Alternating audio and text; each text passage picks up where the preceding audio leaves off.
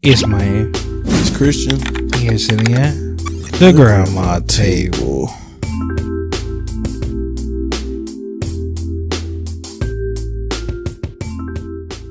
What's popping off with, bro? Nothing. Back at it again. Back at it. So we coming to y'all today. We got another reaction video going. This time I just stumbled across this. It was just something that was on my YouTube feed, and this the title was a message that I had been hearing lately anyways. So what we're gonna do, this is a 15-minute video. We'll play 5, we'll come back and talk about it. We'll play 5, come back and talk about it, play the last 5, come back and talk about it. So let's just get into it. Let's just rock. Let's talk about habits now, because I think that's the thing that, as you said, basically shapes the nature of what we're going to do.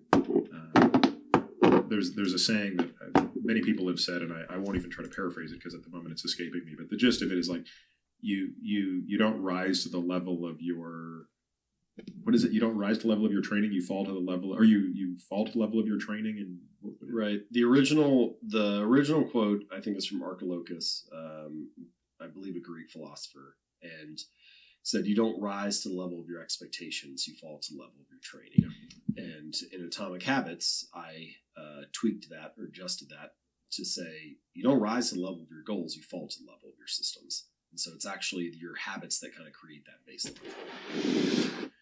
So why is it called Atomic Habits? I remember when I first saw the title, my assumption was atomic must be huge, explosion, like big habits, which of course is exactly not what it means. Well, it's good actually. It's interesting which meanings people pull out when they see it. So I chose the phrase Atomic Habits for 3 reasons.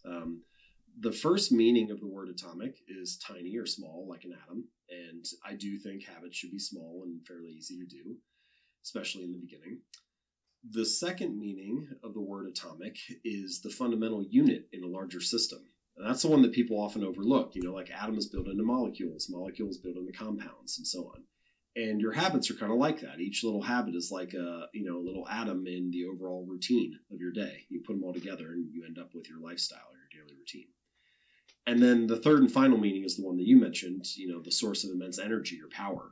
And I think if you put all 3 meanings together, you sort of understand the narrative arc of the book, which is make changes that are small and easy to do, layer them on top of each other like units in a larger system or atoms in a molecule, and collectively you can get some really powerful or remarkable results. And so I feel like the phrase Atomic Habits not only encapsulates that kind of small change in the system that you're looking to build, but also the powerful results that can emanate from that. So you talk about 3 different types of change, right? There's sort of the outcome change, the process change. We've touched on a little bit of those, but the one we haven't really touched on is this identity change. And that was something that when I read your book really resonated, because it provided, I think, a very decent explanation, at least for why exercise comes naturally to me, which is it's so hardwired into my identity. And why maybe certain other habits I've tried to create over time don't come easily to me because I haven't fully identified with them yet. So explain a little bit what, first of all, expand on that, but also how you kind of came to realize that. Yeah. So 2 things before I unpack the idea a little more fully. First is, of all the ideas in the book, this is probably the least scientific. There are actually some studies, which I cite in that chapter, and it's not like there's no science behind it, but the majority of the book, I try to be very robust in the way that I was thinking about, like, how do we build habits and what actually gets them to stick. And there also are just a bazillion, social psychology and cognitive psychology studies that, illustrate a lot of the examples that I talk about. But this is more of a mindset, I would say, or a philosophy on how behavior change works. Second thing is it's maybe the only unique idea that I have. Pretty much everything else that I share is, stuff that's been widely covered by other people or, things that we've known for hundreds, if not thousands of years. But I felt like this was something that, maybe I could contribute to the conversation. And part of the reason I started thinking about it is I started asking, like, why do habits really matter? Why do we habits matter is that they are a signal internally to ourselves about who we are and what we care about. And, they're kind of a signal of like the story that we're telling ourselves. So in a sense, every time that you perform a habit, you are embodying a particular identity. Like, I'll let you get the first thoughts. Wow. I ain't never heard I ain't never heard habits broken down like that. Me neither. That's why I saved this. Yeah. Because I said we be talking about this, but it's really good to hear from another perspective. And that was actually my comment. Like I said, this was a fantastic breakdown. Yeah. Yeah. Like breaking it down instead of like, the normal like goal setting and creating a system or a process or something like that is, you build that over time. And I think it's actually quite a coincidence that when you stopped the video at 5 minutes, the last thing he said was that these habits that you build are like when you performing them, you're identifying with who you are, what's important to you, and stuff like that. Because we talk about changing, diets and everyday like you talked about on the last episode about making up your bed. Like that's embedding a system in your head that okay, I'm dedicated to this every day, no matter what. And once you say it all the time, once you put like a few of those back to back to back, it just become second nature to you, to where like we can be in the middle of talking and as long as it's off air, you just gonna get up out your chair, and you gonna go make your bed up while we sitting, you know what I'm saying? Or you might get out the bed and decide, okay, I'm gonna make my bed up. And it's like when you thinking about changing something like drastically, like okay, I'm gonna cut out this, or I'm gonna go exercise or something like that. Everybody always, me included, think like bigger picture, like end goal. And it's funny because I always say you can't think that far because you're not there yet. You haven't even started your journey. You may have just had the thought that maybe this is something that you need to do. And of course, after one rep or one, you know what I'm saying, one day of, you're not going to have the result that you wanted, or that you want at the end. So I think it's important that, like hearing this was eye opening to me, because it was like, no, you really, I know we talk about starting small, but when you talk about atomic, like that's real small. And then you go even smaller than that. And it's like, also, like, I really just got to get the thought in my head every day first. Before I necessarily do anything, it got to cross my mind every day to do this, you know what I'm saying? It's changing the wiring of, how you think about, going after something. Because I know for me, I usually am like a cold turkey, I'm just finna go type. And speaking from experience, most of the time that don't work. It, like, if I would have just like speaking in band terms, if I would have just buzz my lips on my mouthpiece more, then, I wouldn't necessarily have to struggle so much when it came to warming up and getting ready to play, because I just went ahead and did the reps. So I'm already fixated on, okay, my lips ready to go. I ain't even got to worry about that. I don't need an extra 5 to 10 minutes. I can be doing something else, So I thought it was interesting in that regard. I think the part about the systems was my favorite part, because I think about it for a second. I want you to think about your average day. I want you to think about today. How many new things did you do today? Nothing. Exactly. Yeah. I'm going to let that sit for a second. Everybody in the audience, ask yourself, how many new things did you do today? Then look at the last week and ask yourself, how many new things did you do in the last week? Yeah. Because, okay, it's 24 hours in a day. You might have spent an hour here, an hour there, an hour here. You got 5 hours worth of new shit. That's a fourth of one of those days for 7 days. Yeah. So, like, our lives are built off the same shit that we do every day. Most of us don't have the luxury of being... Most of the time, people with money do new shit a lot of the time. But even with them, they find their normalcy and their happiness in the small shit that they continue to do that is normal to them, because that's where we as humans feel the most comfortable. So that's where we spend the majority of our lives. So if you don't like something about yourself, it has to be something that you start doing every day.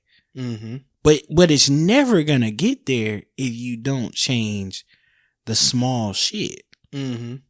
Like, you have to change it. Like you said, systems are built over time. Yeah. So it's not about these big, grandiose, I'm going to change my diet. And even if you want to look at it that way, how many people do you know change their diet for a summer trip?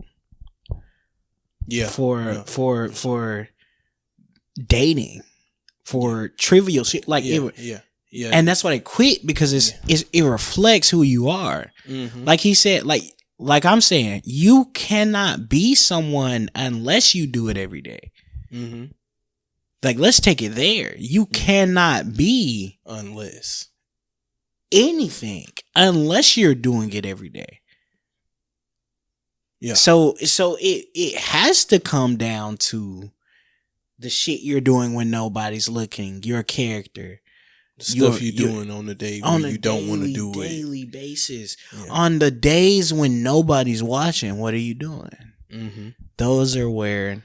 And I actually heard of his book, but I thought the same thing, and this is why this is genius marketing. I thought the same thing the other guy thought. When I thought Atomic Habits, I thought, boom, explosion. These are the things that's going to explode your life into some other shit. And it is. But he's talking about the real, and it's like, oh, that's great marketing. But you got to get to the nitty gritty before you ever. I never knew who he was, but I have heard of his book, and I have been recommended his book. So, especially after watching this little interview, I'm definitely gonna get his book. Yeah, I'm definitely gonna read this. But we're on to the next 5 minutes. When you make your bed, you embody the identity of someone who's clean and organized. When you shoot a basketball for 30 minutes, you embody the identity of someone who is a basketball player.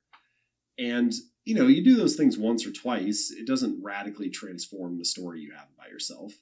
But if you keep showing up and shooting a basketball every day for 6 months or 2 years, or, at some point you cross this sort of invisible threshold where you're like, yeah, being a basketball player is like part of who I am. It's some aspect of my identity. And so your habits provide evidence. They provide proof of the story that you're telling yourself. And that, I think, is a very powerful thing, a very deep, personal thing that habits can provide, and perhaps the real reason why they matter. So to come back to your question about process versus outcome versus identity and kind of how we change, usually when people set out to make some kind of change, they start by thinking about the results or the outcome that they want. So they say, I want to lose 40 pounds in the next 6 months. And then from that outcome, they back into a process or a plan. So they say, all right, if I want to lose 40 pounds, then I need to follow this nutrition plan. I'm going to need to work out 4 days a week. And maybe there are details to those plans and everything, but that's usually kind of roughly where it stops. And then the assumption is if I do those things and I lose that weight, then I'll be the kind of person that I want to be. And the argument that I try to unpack in that chapter is, what if we worked backwards from this? What if instead we said, who is the type of person I wish to be? What is the identity that I'd like to have? And in fact, we could even ask, like, the person who has that identity, what kind of habits would they have? And then we use that identity to inform the process, the habits, and we let the outcomes come naturally. And there are a variety of examples of this. I have one reader of mine, she lost a bunch of weight. I think it was 110 pounds in total. And she's kept it off for over a decade. And the question that she sort of carried around with her as she was starting her weight loss journey is, what would a healthy person do? And that's very much aligned or oriented with that identity piece. It's like, okay, would a healthy person take a cab, or would they walk 4 blocks to the next meeting? Would they order a salad and chicken at lunch, or would they have a hamburger and fries? And she could just kind of carry that question around with her to every context she was in and make a choice that she felt like aligned with the identity that she wanted to have, rather than worrying necessarily about, something specific like the number of macros she's getting or, whatever. Now, I should say, I think it can work both ways. Like, I count my macros and it works really well for me. But I think that's partially because it aligns with the identity that I already have. And if you don't have that shift in internal story yet, it's hard for the behavior to follow suit. Like imagine you went up to 2 people and you said, hey, would you like a cigarette? And the first person says, oh, no, thanks, I'm trying to quit. And the second person says, oh, no, thanks, I'm not a smoker. Now, technically, they've done the same thing. They both turned down the cigarette. But the second person kind of has signaled a shift in identity change. Like the first person is trying to be something they're not. No, thanks, I'm trying to quit. And the second person is saying, I'm not a smoker. It's just not something that I do. And I think once you get to that stage, that shift in identity, you're in a much more powerful place from a behavior change standpoint, because you're not even really trying to change anymore. You're just acting in alignment with the type of person you see yourself to be. So we can talk about ways to do that, but that's kind of the quick version on identity versus outcome. Tell me what you think the difference is in identity between the woman you gave the example of and, say, yourself. So you're both striving to the same objective, which is a healthy weight, but she accomplished it by focusing on what would a healthy person do in this situation. You accomplish it, again, just pertaining to nutrition at the moment, presumably by saying, I don't know what your macro goals are, but these are the aspirations that I have, and I'm going to stick to these. So tell me a little bit about the difference between those approaches, and how can a person know which will be better for them outside of just empirically trying them both? Well, I think in this particular case, the primary difference is I had an internal story, or have an internal story that I am a healthy person already. And so just doing things that are aligned with that, like counting macros, feels totally fine. Whereas for her at that early stage, she did not feel that way and did not genuinely believe that about herself. This is also, I should say, it's possible to have an epiphany and to change, cold turkey, or to just flip a switch and suddenly start acting in a different way. I do think it's possible. I think sometimes people have experiences like that. Ironically, I think it rarely happens from some kind of bolts of lightning insight. I think one of the most common ways it happens is by reading books. I think people will sometimes read a book that really changes their worldview, and they start to do things completely differently after that. You can imagine a bunch of nutrition examples, like somebody reads a book that convinces them that, carbs are the devil and the grain is terrible. And all of a sudden the next day, like, they want to throw out all the bread in the house, and, it's very, very quick switch has been flipped. I got you. Again. Wow.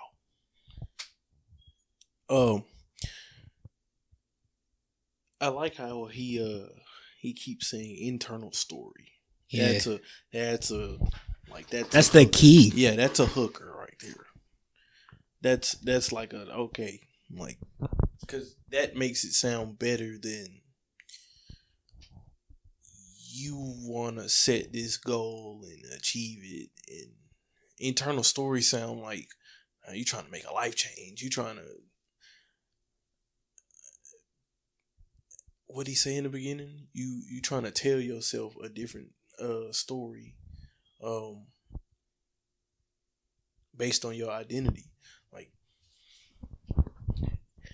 And I guess the first thing that I took away from that was, well, first you gotta identify where you are, and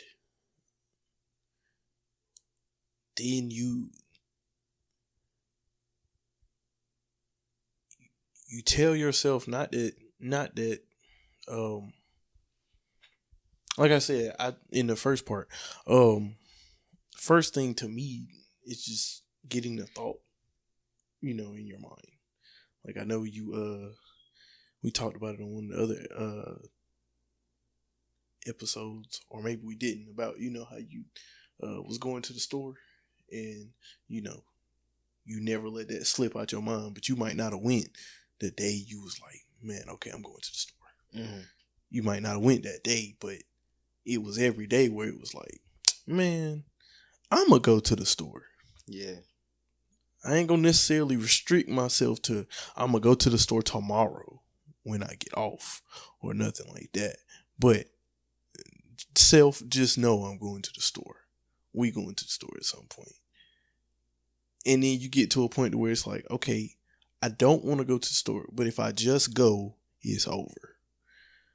Like, and to me, like, that's like the beginning foundation of developing a new system, as he puts it. Because you just asked me what did I do new today? And at this point, recording has become normal. So nothing, Now, if you last week, then shoot, we done put out all this content, you know what I'm saying? But as far as nothing about my day to day has changed from what I did yesterday. So I feel like the first thing that I would have to do was admit, like, you know what I'm saying, it's what I want to do. And then I told you about it with my journal entry. Write it down. See it every day. Let the seed be planted in your mind. And because on the last episode you said it just happens naturally. Yeah. I don't think in this video he's been talking about anything that just, Well, he been saying the same thing that I've been telling these niggas on this mic for the last 2 weeks. Yeah. I mean, it's been 2 days for us, but 2 weeks, yeah. 2 weeks. Nah, I get what you're saying. Where it's like, yo, you have to embody it. You have to believe that you are it before it ever manifests itself. Yeah. Like, yeah. And I never really thought about it the way he talked about it, where he said, you need to ask yourself who you want to be. And then rather than, well, I need to get here, I need to get there, I need to get here, setting all those goals, just every day ask yourself, I've already identified who I want to be. What do these people do? Yeah. And just look at it in your decisions. What would a healthy person do if I need to eat at this point in time? I'm hungry right now. What would a healthy person do? Because I already done decided that I'm a healthy person. Yeah. And you just got to kind of ask yourself those type questions every day. Every day with every decision. And it's like, that is how you, that is something I got to embody. Like, now, that's how you, where it's like, that is how you look up. And it's been the 21 days that it takes to build a habit, 30 days, 60 days, 90 days, a year. That's how it happens. You just ask yourself every day. Because you only have to ask yourself who you want to be one time. Yep. Then you ask yourself every day, what do they do? And the greatest part about living in this era is we have the internet. So we can find people who post videos. We can find people who make social media posts. We can find people who write blogs about what do these people do. So many people do interviews about what they do. If I want to know what a successful podcast looks like, all I got to do is go watch one. They're going to talk about what they do. All I got to do is find an interview with them. They're going to talk about what they do. And even if I got to watch that same interview multiple times to catch everything, I can find out what somebody who's already successful in the story I want to tell, in the arc that I want to write for myself, and the chapter that I want to pen, I can already go, and I can go right now, and I can go every day, and I can find multiple versions of those kind of people telling those kind of stories, and I can see what is the template. Yeah. But a lot of people are social media has us so caught up in wanting to be so unique that we forget that we're all unique as individuals. So that is the easy part. All you got to do is be yourself and you're going to be unique. But there's nothing unique about podcasting in and of itself. There's nothing unique about drawing in and of itself. There's nothing unique about music in and of itself, where it's just like, yeah, like where it's just like, bro, whatever you want to be successful at, whatever you want to be part of as part of your story, whatever you want to write down as part of your story is what I was trying to say. Whatever you want to identify as, there's an example, there's a template that works. Follow it. Just follow it and you'll find it. Because the uniqueness will come when you apply you to it. Thank you. Yeah. It's not going to look the same as somebody else because you're you. Yeah, you're not. But we don't, I'm going to say it straight up, we don't value ourselves as humans. And it goes back to the idea of we're rejecting the Bible and we're rejecting the fact that we were made in the image of God, and we're not accepting our own standard, our own uniqueness, our own ability to create and to live as unique people who have minds and who have likes and dislikes and disinterests and interests. And there's no other creature, even if you want to say there's other creatures in the universe, which we can't prove yet, fine. There's no other creature on this planet where you spend every day that can do what our species does. And there are 8 billion of us. There's more than enough to go around, bro. There's more than enough creativity and uniqueness to go around. Find the formula that works. And like he said, ask yourself every day, what do I need to embody about this formula? Yeah. What tropes do I need to put into my book about this genre? And that's how you write your story. And that's how you become happy with your life. Yeah.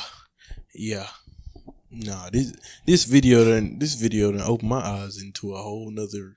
And we still got 5 minutes. Right. And each 5 minutes I come away going, wow. Yeah. Because I like I said, I've never heard anybody break this down like this. No. Never. No, I couldn't break this down like this. No. This is profound. I love this. Yeah. Yeah, no. I love this. I put a couple of notes in my phone about what it is I'm trying to get to and where it is I'm trying to get.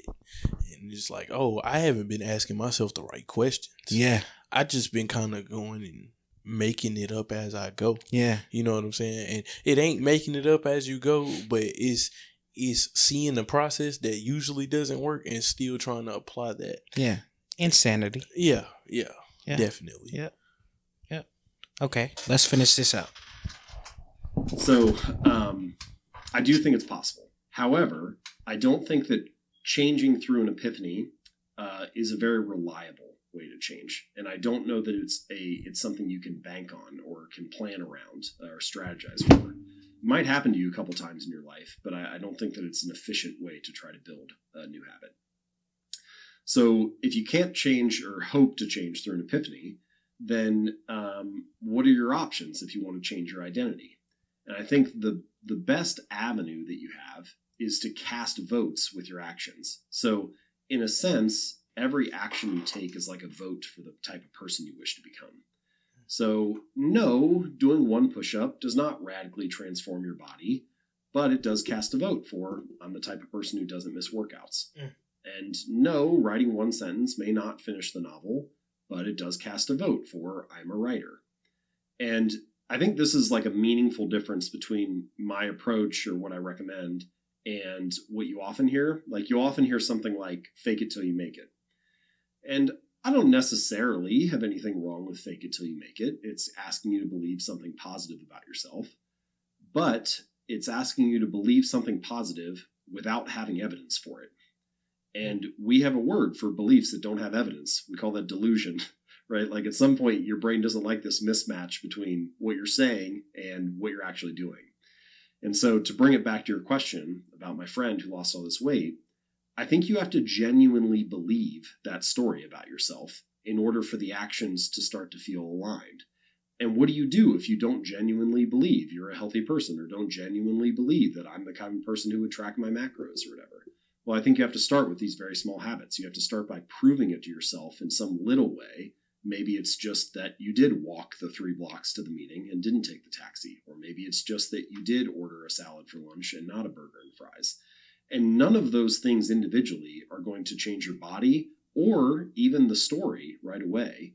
But if you keep casting votes for that behavior and keep casting votes for that identity, then eventually you get to the point where it's like the basketball example. You kind of have to admit that you're a basketball player because you've been shooting hoops for the last 2 years and like this is just part of who you are now.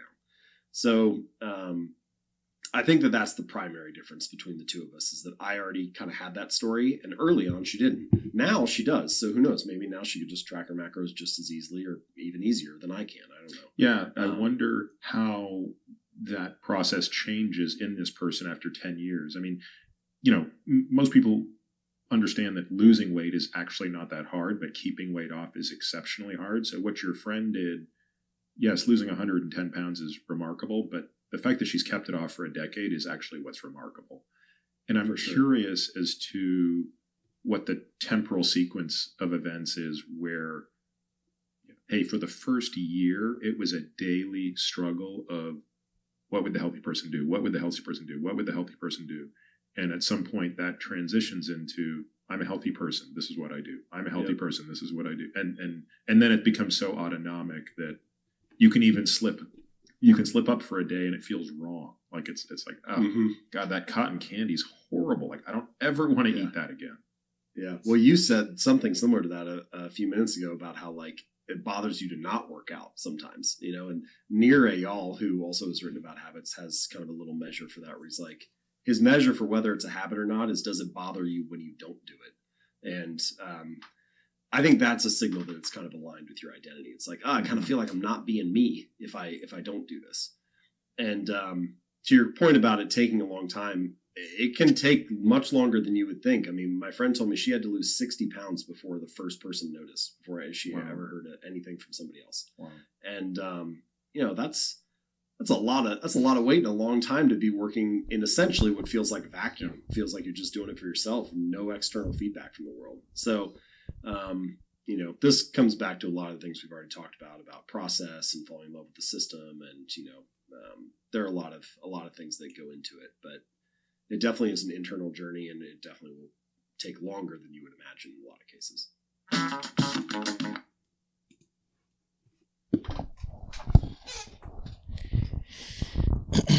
I think we both did a really good head nod to it.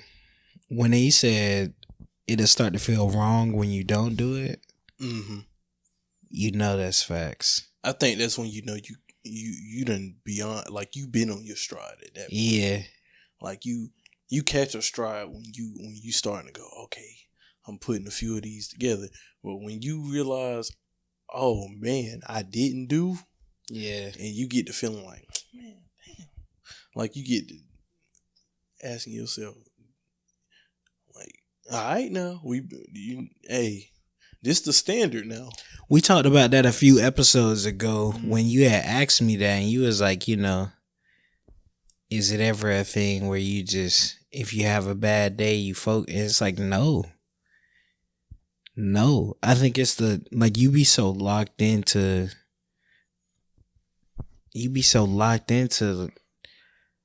I guess that's a better way to put it than how I put it then. You're so locked into the story you trying to write. You so locked into how your things are lining into your identity. You already know you feel shitty. So that's actually confirmation. Yeah, that you actually it's not a disencouragement anymore. Mm-hmm. It's actually confirmation. Yeah. But it's the way you look at it. Like he said it earlier. When you offer a guy a cigarette and they say, no, I'm not, no, I'm trying to quit versus no, I'm not a smoker.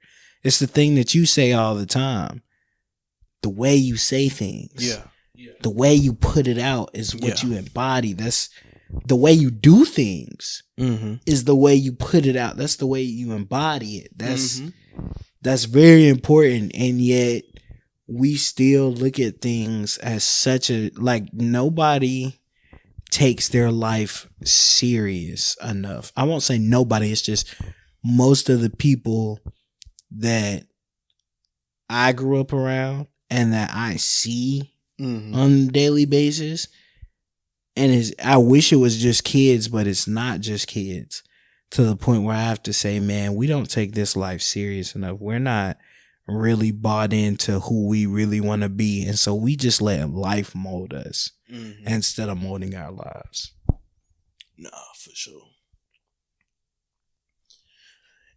Nah. Yeah, people everywhere don't. You know what?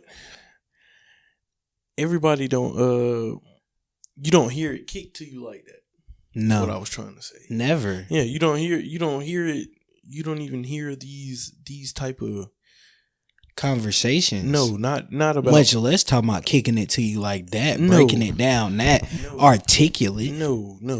And that was just a 15-minute video. I know for a fact he could have went on for an hour. He made a whole book about it. You know what I'm saying? Like, of course he could have. But it's out there for you. But you do have to it'd be criminal for me and you, right, to have watched that video and not have something going. I'm talking about other than the podcast, like whatever we feel like we need to build on and it'd be like, oh well, you guys don't want it. I felt that way when I watched it earlier. That's why I knew I had to bring it to the pod. Because I needed to get you to see it, but I needed to share it too. Yeah, no, for sure. Because all that did was just make me go, okay, I got to stop thinking about this the way that I've been thinking about it. I gotta turn my...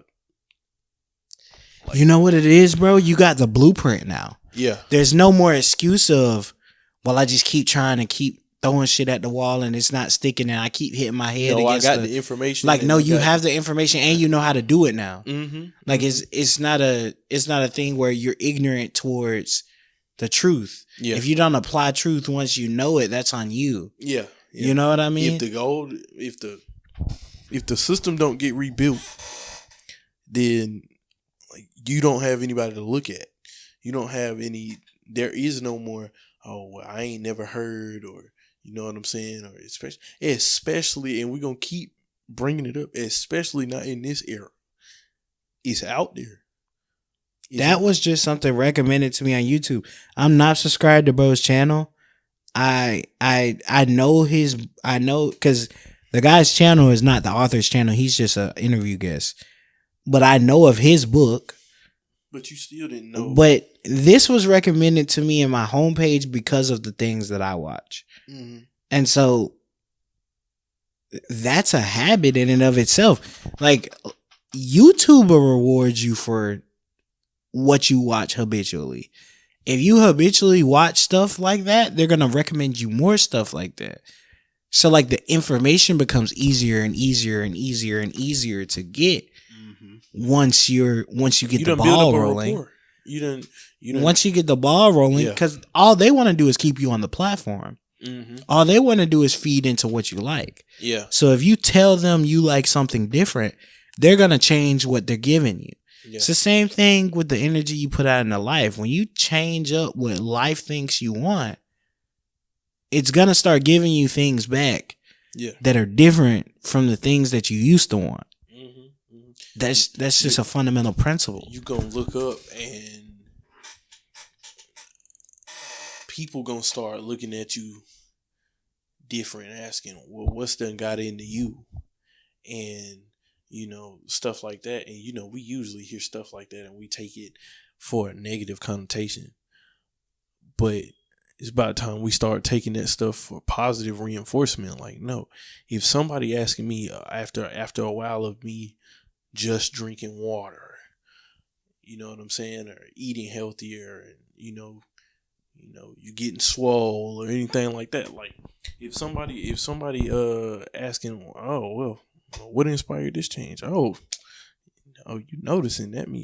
I mean, I know I've been at this for a while, but I know if somebody noticing, like, and they don't know that I set out to do this and rewire my brain and recalibrate it to get to wherever it is that you're trying to go, and because you're right, like, you already be what it is that you're trying to be, or who it is you're trying to be, and what it is you're trying to be. Like, because we done said it all the time. My mind was already there. I just had to get my body over there. Like, I just had to get my body to follow my mind. And that don't just apply to working out. That apply to everything. Like, you can have a mind to be a millionaire, but you in poverty. If your mind already see you outside of poverty, then you already out of poverty. You've beat poverty in poverty. You know what I'm saying? Because the first thing you got to do is know you can do it and believe it. So if you already see it, and the only thing you got to do is clean up spending, take a budgeting course, get a book called Whatever Many Ways to 100K. You know what I'm saying? Pay for the what's the girl name? Erica. Yeah, pay for that. Check out Erica Williams' Classic Clown blog. He had to get the sponsorship in. You know what I mean? You know what I mean? But yeah. What I gathered most from that video was, instead of trying to cross wire, just take all the wires out. Get some new wires. Figure out why the code from the ground up. Yeah. That's the thing. Like, we don't understand it. Like, Erica actually has a great saying. She always talks about how wealth is built from the basement. Yeah. You got to keep talking about these basements. Because it starts here. Because the majority of people are here. Yeah, no. We're in the basement. The majority of people don't make that much money. If the average income in America is $40,000, if that's what the average American makes, then we're all broke. Yeah, facts. I make $40,000. I'm still broke. If this is what people make on average, we're all broke. Yeah. We're broke. So, like, it's not that we don't have enough to live and do things with. And yes, we should be happy with that. But I'm saying, if you're yearning for more, if you're yearning for more fulfillment, you can make it happen. Mm-hmm. You can make it happen. But it's going to start with you. I need to put the onus on the people, because the people don't understand how much power they have. We've gotten so much brainwashing. We think we need to rely on so we waste our time going to fucking rallies, trying to rely on the government, telling the government they need to do this and they need to do that. We tell the fucking school board that they need to do this and they need to do that instead of teaching our kids. We tell the restaurants that they need to have more healthy options instead of cooking the shit ourselves. Mm-hmm. We keep telling other people what to do, but we won't tell ourselves what to do. You won't tell yourself you're not going to eat this. Yeah. You're going to work out. You're going to get up at 6:30. You put all this energy into what other people need to do instead of putting it into yourself. because most people don't think that they have the power. They don't think that if they focus on their lives, Christian, that they could make a big enough difference in the world to see change. Most people do not think that about themselves. My whole thing is, if you can't buckle down on you before any of these, when you go out and you try to get it externally or whatever, what makes you think when the opportunity's there externally that you're going to be able to do it then? Because like we just said, these type of videos been out there. These type of, you know what I'm saying? People make livings off of helping people get to these type of goals and rewiring and calibrating. They do this like as a job, as a career. You pay for it. As a passionate, you're going to pay for it, but it's a difference between somebody who paid for it and made a change and somebody who paid for it and forgot they was even subscribed to it. You know what I mean? Like, intentions. Yeah, like, dude, do you, before you talk about what somebody else need to do you even really mean that this is what you want to do? Like, is this really something you believe, or you just saying it because social media got it looking good? Or, you know what I'm saying? Like, are you saying it because it sound good and it don't? Are you willing to sacrifice? Because if you're not willing to sacrifice, what we say all the time, you got to be willing to die. If you're not, that's when you know whether you're being integral about it or not. Mm-hmm. Your integrity is on the line when you say you want to do something you are not willing to sacrifice for it. Oh, I'm gonna quit smoking. But if somebody offer you a cigarette and you like, just this one and I'll get started tomorrow. You know, that's a great way to look at it. I never thought about that, and I just let that come out my mouth. What? Your integrity is on the line every time you say you want to do something or you're gonna do something, and you don't. Your integrity is on the line. Yeah. I let that come out my mouth, and I didn't even stop to think about that until just now. Yeah. No, for sure. Cause you probably, boy, that's a really powerful way to get some shit done. Because think about it. Nobody want to be. If you're not a woman or a man of your word to yourself, that leads to like self-destruction. Yeah. Like, and everybody will probably be like, well, damn, why you take it so far?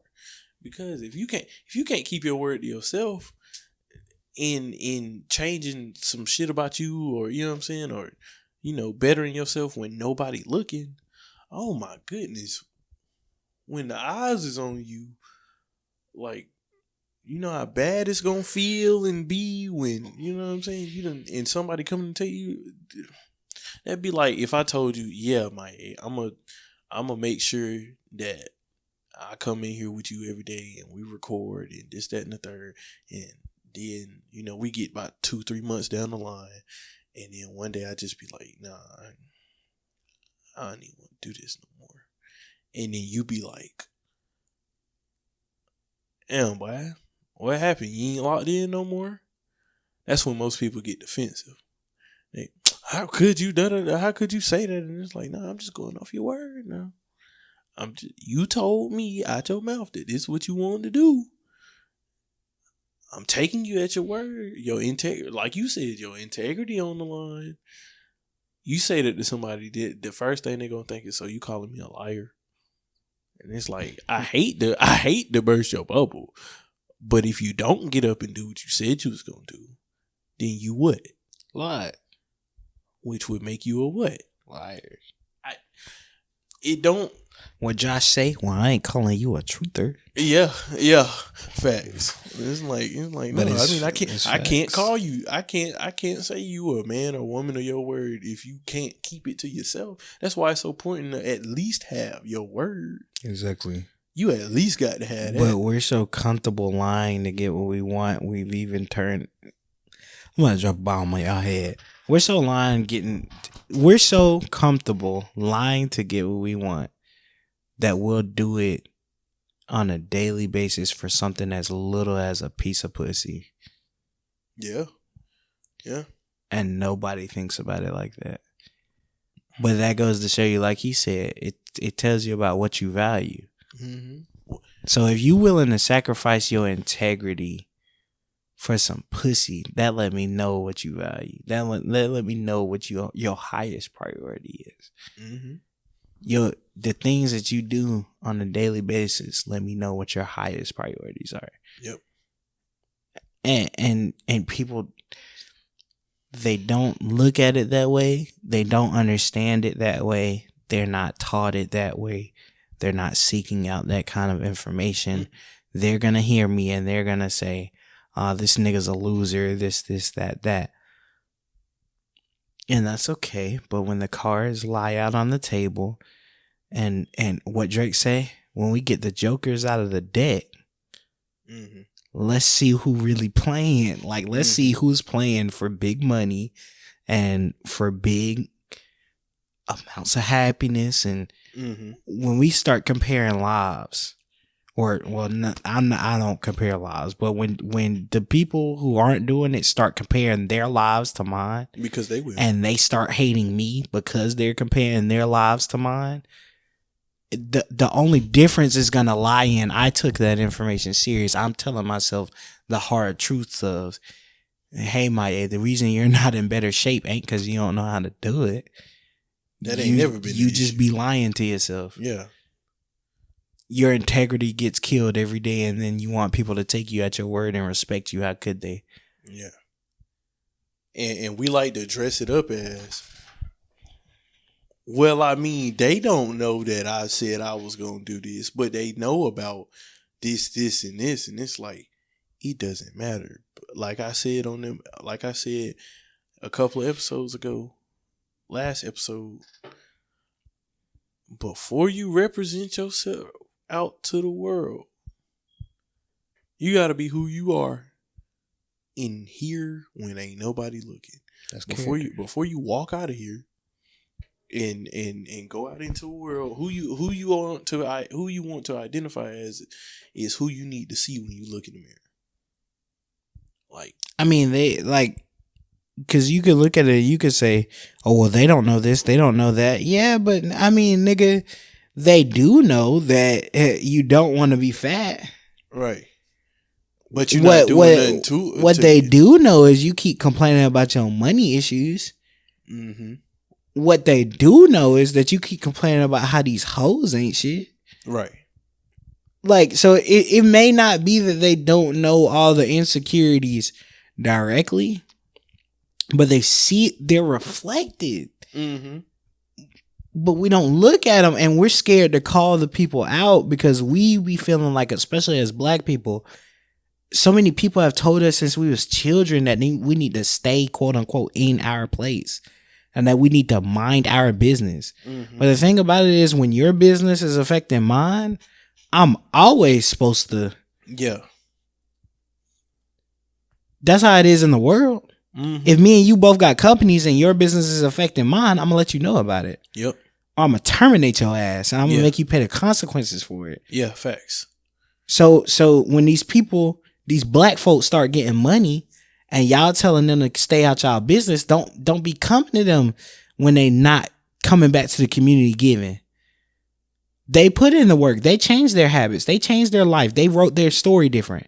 And they tried to tell you, they tried to give you the information to tell yours different. Mm-hmm. And you told them, fuck off, you go do what you want to do. It's like, okay. The dude that wrote the book that we just on the podcast, he gave you a book, bro. Mm-hmm.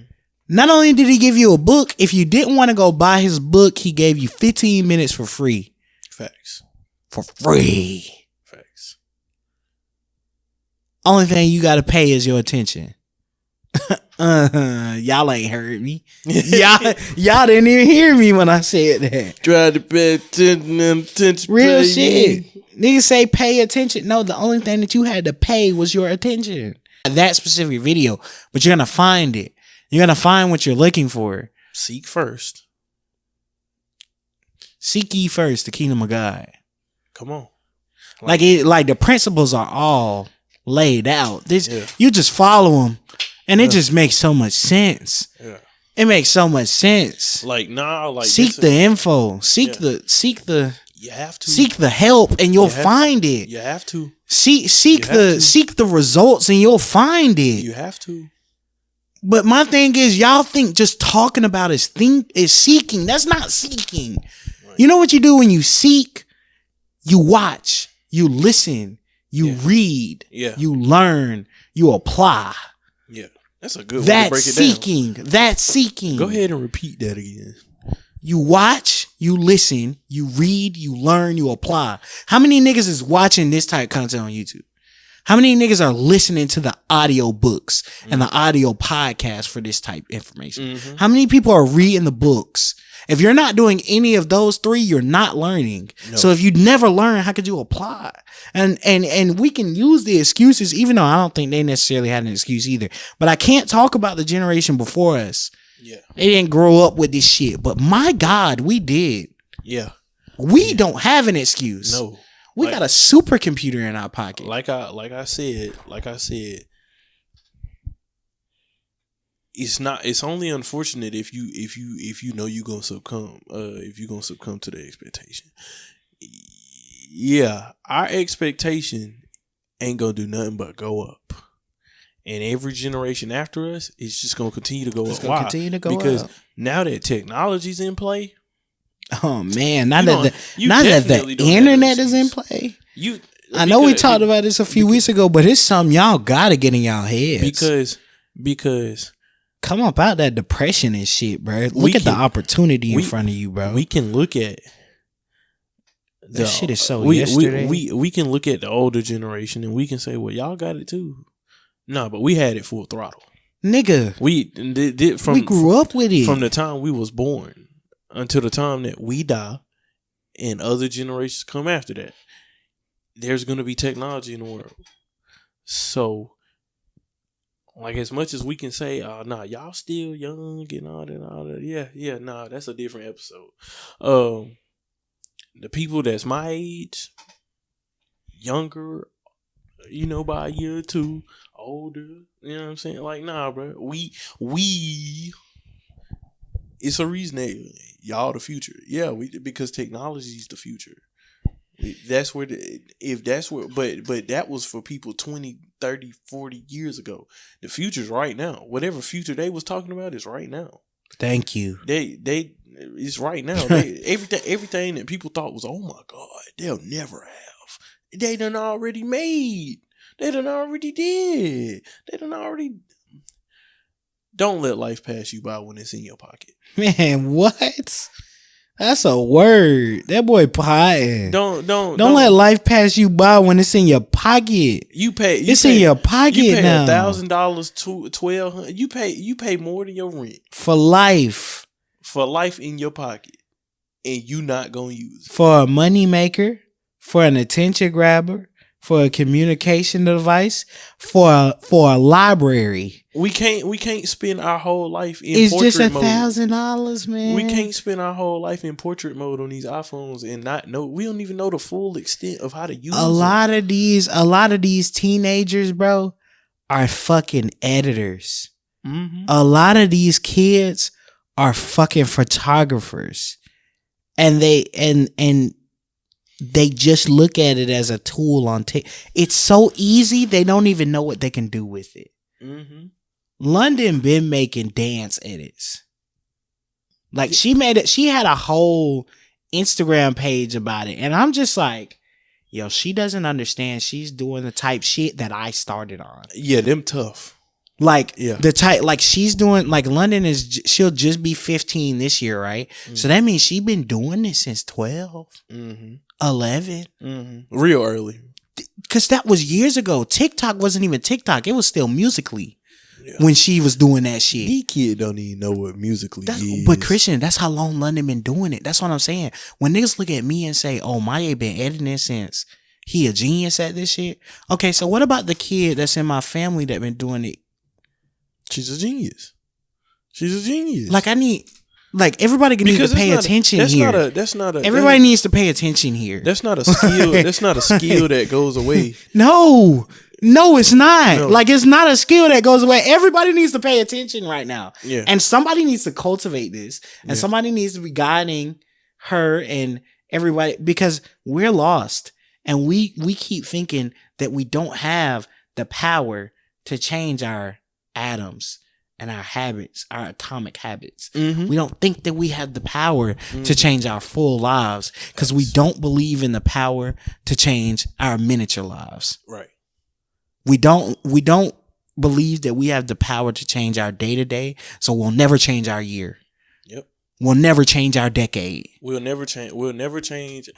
We won't change the way we think about our hour. So it ain't no way our day will change. Our week won't change. Our month won't change. You want more money? All people here is put your head down and go to work. Yeah, but when you get paid, what you gonna do with it? What you gonna do with it? You gonna fuck it off again? Or you gonna say, okay, I'm done. I'm done doing that. I need to spend this wisely. I only get paid twice a month. If Sunday get here and you get paid on Monday, 2 weeks from now, and you waiting on Monday, you did it wrong. It's okay. It's okay to sit in wrong. Tell yourself you did it wrong. But make sure you tell yourself. You have to make. You can't. You can't. But that, and I'm gonna keep harping on it. I know y'all probably sick and tired of me talking about it, but that's why you also have to surround yourself with a motherfucker or a couple of motherfuckers that's gonna tell you, "Hey, you're doing it wrong again." We take offense when people tell us that. Why? Who are you to say? What have you ever done? Well, I think I'm better than you. I think that's what people not saying. and that's what they think. And it's like I'm better than you. It's like you be sitting there asking, "Who are you?" Your best friend, the person that knows your cousin, your cousin, your brother. You know what I'm saying? Like, what are you talking about? Who am I? I'm in one room when you talking about me to other people. I'm the person that's been down with you since the lows and the highs and the worst. And when everybody deserted you, I was the only one that stuck by you. But I can't come to you and talk to you about shit when it's uncomfortable. If you can't get uncomfortable with your friends, who could you get uncomfortable with?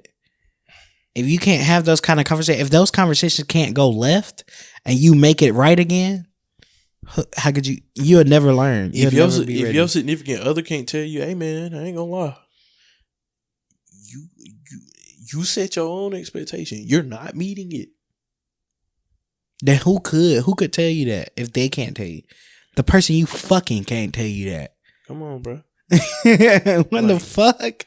Like it's crazy. The person that be seeing you naked and shit can't tell you that you. The person that be seeing you naked and shit. You're like think about it. That's a double entendre for y'all niggas. Y'all not getting me.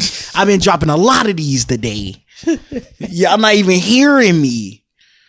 We need to put some battle rap sound effects. Right It's not even hearing me.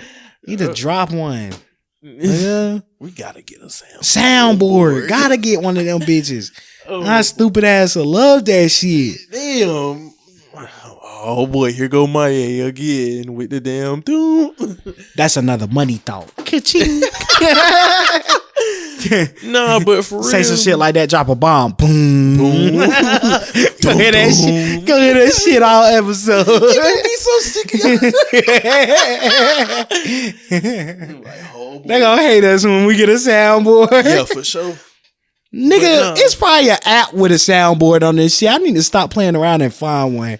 I probably don't even need to buy one. It probably is an app. It's probably an app you can get on your phone. Nigga, what? But yeah, man. I mean, nah. It's okay to have to rewire, bro. It's okay. Like, stop thinking that you got that. Starting over from scratch is such a terrible idea. I know. You put all your eggs in this basket, and all your life was centered around this and that. And for the ones who didn't even do that and just kind of bowed out before they ever gave it a chance, so you didn't even get to the point where you didn't want to admit that you was wrong. You just knew that you was just gonna never do nothing. You definitely you got more of an advantage than somebody who don't want to start over, who done already started because if you had nothing and all you trying to do is get something, all you got to do is change the way you think. That's all you got to do. All you got to do is, instead of telling yourself, I'm just going to waste away, all you got to do is go find a way. Go find a way. Go and like I said, you got $1,000 way in your pocket. You got people around you that get paid to tell you they ways. Like, go. Like, bro, are we really gonna be the generation that let all this shit slip out our fingertips? Yes. Like, as unfortunate as it is, yes. But before we ever get to that point, I need as many people as possible to just take some inspiration and wake up. Please. I need as many people as I can possibly reach that can hear the sound of my voice over the next coming years to just find that spark within them. Because I do not want to be the generation that had the greatest opportunity and was the greatest failure. And was the greatest fucking failure. Like, nah, bro. Nah, bro. That's no, bro. I do not want to. We have the whole world sharing ideas and we're going to waste it away talking about fucking Cardi B and Offset. Like, are you kidding me? Bro, no. Like, go on. We cannot be this crazy. No. We in every reality TV show series. We can make a reality TV show. And don't nobody, man. We can make a set. Man. Come on. Like, nah, bro. Nah, Guys. we cannot. We cannot. Because all of us, I know a good few of the people that I know keep talking about better life this and better life that, and how our parents didn't do and how our parents didn't this. Okay. Cool, right? We all can identify. We can all sit there. We can can relate. What a little saying me and my homeboys used to say all the time. What you got this cell phone. What you gonna do with it? What you gonna do with that? What you gonna do with this $1 million investment that you got in your pocket? What are you gonna do with the opportunities at hand? Most of us got little sisters, little brothers, little cousins, little nephews, little nieces, little all that. You know, you can still be an example of what to do. We always talk about being an example of what not to do. No. Go be what to do. Go show them it's okay to be creative. Go show them that it's okay to take a chance on yourself. You don't have to fall into them same traps and mindsets and stuff that everybody before you did, including me, because I was once in there. But somebody had to break out of it. All the time we used to go to school and people, man, one thing about our generation, we ain't going for none of that. Yeah, you are. You're not focused. You're not locked in. The real. When I hear, I ain't going for none of that. I ain't going for none of that poverty. I ain't going for none of that. I'm not letting my kids grow up the same way I did. I'm not. But we all that sound good. We got all this opportunity in the world and ain't nobody trying to use it. We ain't gonna do nothing. We ain't gonna do nothing but talk ourselves into failure. You had said it earlier about putting all your eggs in one basket. Hard to feel like that. R.I.P. the great being, but as he once said, what if you could just get some more eggs? Yeah. What if you could get some more eggs? What if you could go get another basket or 2 or 3 or 4? And the craziest part is, In today's day and age, You can do all of that you can have as many baskets with as many and eggs, as many eggs that you want to. and you can have it delivered to your front door. I know. I DoorDash. Are you fucking kidding me? Okay. You know. Are you fucking kidding me? You know, my mama said, because I told her one time, I said something about being broke. I need a little bit of money or something like that. And she said, well, son, at least you can just get in your car and go make you some money. Today, when we was growing up, if we was broke, we was just broke till we wasn't no more. And that's when it finally started to click. I mean, yeah, we can harp on how she could too, if she really wanted to. But the message was loud and clear for me. I shouldn't even be talking about being broke. I shouldn't even be. It's way too. I have a cell phone that allowed me to make money before. The DoorDash app free. Signing up is free. You was gonna drive your car anyway.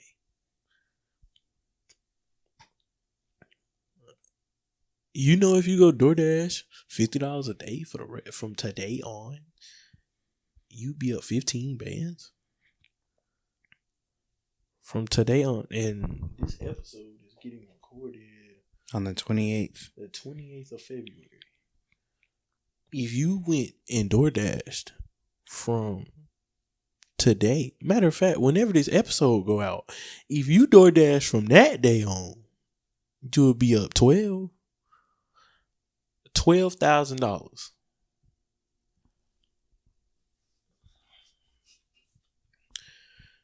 Make it happen, man. You can make it happen. It's at our fingertips. It started in the basement, man. It started with the small habits, man. The atomic. It started with the mind, man. The atomic habits. Don't let your mind be the matter. It's been mind over matter. So definitely don't let your mind be the matter. Come on, bro. Don't let your mind be what got in the way, nigga. That's the one thing they can't take from you. Come on, bro. They could throw you in jail. They could take your life and they still wouldn't be able to take your mind unless you give it to them. And if you don't go out here and be all you can be, you gave it to them. You gave it to them. You did not live. so yeah. You hey, gave it to them. Listen. We all got some shit we need to change. Get the rewiring how you think. Get the rewiring how you work. Get the rewiring how you view shit. Stop playing this victim mentality and go. Just start. I promise you'll be a lot better off today if you just start than you was yesterday. And that's all that matter. That's all. Because if you died tomorrow, that's all that would matter. Realize that you could die tomorrow. Realize that you don't know if you're going to wake. You cannot for 100% certain say that you will wake up tomorrow morning. And that will be all the motivation that you need to start living today. To get up. To do better than yesterday. And go. You know what? From every episode from now on, y'all just going to hear me talk about going. That's it. I done said it enough. Cause you going right now. We're just going. This your season of going. Just go. That's what need to be brought out. If you in a season of going, then they need to hear about it. Just go. That's the point of this podcast. That's the point of this podcast. I am on a stride right now, bro. That's the point of this podcast. Like, man, I'm the happiest I done been. Ever. Not in the last 6 months, but ever. In 22 years of living. And that's a beautiful thing to say. That's a beautiful thing to say.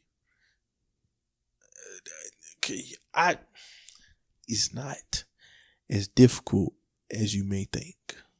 When you clear your mind of all the bullshit distractions, you'll look up and realize, man, this shit wasn't hard. Not as hard as you want to make it. You make it extra hard when you put hurdles that don't need to be there in the way. when you're focused on the wrong thing, when your attention is captured by some bull, when you're not locked in, when you're not focused, when you ain't got nothing you trying to strive towards. Like I said, I know people that's my age that ain't doing nothing with their life. I know people that's my age that is girls basketball coaches. What? Like, everybody could be on the same type thing right now. We could all be in our version of the grandma table. This just our thing that we do, that we passionate about. Everybody can find something and turn it into a moneymaker. Everybody can do that. It's a million girls out there that do nails and hair. Bet you that don't stop anybody from promoting anybody. No. Niggas cut hair. Keep cutting. It's enough clients for everybody. Bro, the nigga that cut hair gotta get his hair cut by somebody else. Thank you. What the fuck? Like, It's a whole bunch of young niggas that's getting ready to cut hair who need to find somebody to cut their hair. come on, It's bro. a whole bunch of niggas that done moved to your city that ain't got no barber and they looking for one. Come on, bro. I ask girls this all the time. It's really just genius marketing. I don't know why I ain't think about it. I ask girls all the time. Now, why would you pay $250 to get your hair done when you can do your own hair because you do hair? I don't be feeling like doing it. Well, if every girl gonna feel like that anyway, it sounds like it's enough money to go around for everybody. It's always been enough money. The Bible tell you that the earth will never run out of gold. You think God didn't know that we wasn't going to be on the gold standard when he said that? He already knew that. Now it's more money than ever because you can just print it. So if God already done let it be known, it ain't going nowhere. It's not going nowhere. It ain't never went nowhere. We ain't never ran out of jobs. We ain't never ran out of work. All we did was run out of niggas who was willing to do it. Yeah. We ran out of niggas who was willing to work. We done had labor shortages before we ever had labor surpluses. All you hear, Nigga, I need niggas to understand what the fuck I just dropped another one on y'all ass. We be talking about it ain't enough to go around. We done had labor shortages before you ever heard about too many niggas working. All you hear is, oh, everybody don't want work. Why are we still hearing that? Why was we ever hearing that in the first place? Nigga, if niggas realized we was hearing that before the pandemic started. I was about to say, fuck a pandemic. Like, shit, these You been hearing, boy, it's hard to find some people that work.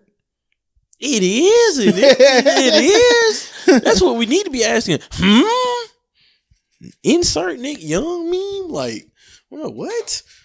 Why is it? Why? Especially, and then the pandemic happened and it made it easier than ever. There was a surge in work at home jobs and people still wasn't trying to work. I just gotta say.